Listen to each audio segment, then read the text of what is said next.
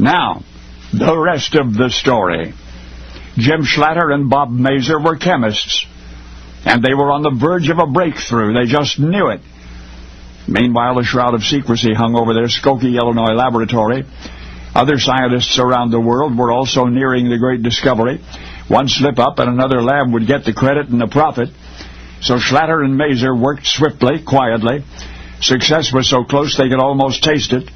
And then Jim Schlatter actually did. That's the rest of the story. Schlatter and Mazur were one of the best drug research teams in industry. So when word leaked out in 1965 that they were working on a new medication for ulcers, other clinicians were considerably interested. The challenge, however, was equally considerable. You see, what ulcer sufferers have that non-sufferers do not have is too much acid in the stomach, hydrochloric acid. Antacids affect hyperacidity only superficially, like rubber gloves for a leaky pen.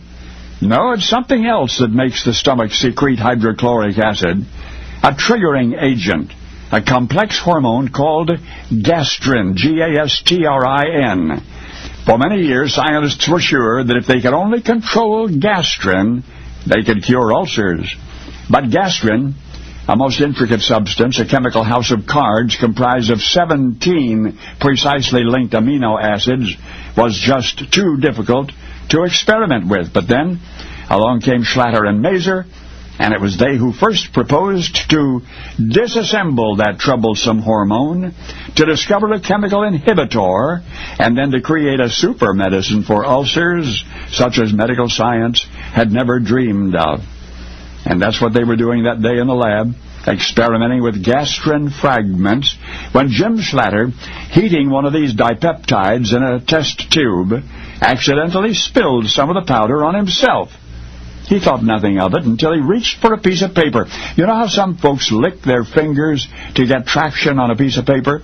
Well, that's what Jim Schlatter does, and that's what he did then, when suddenly he tasted the dipeptide powder which had spilled on his hands, and chemical history was made.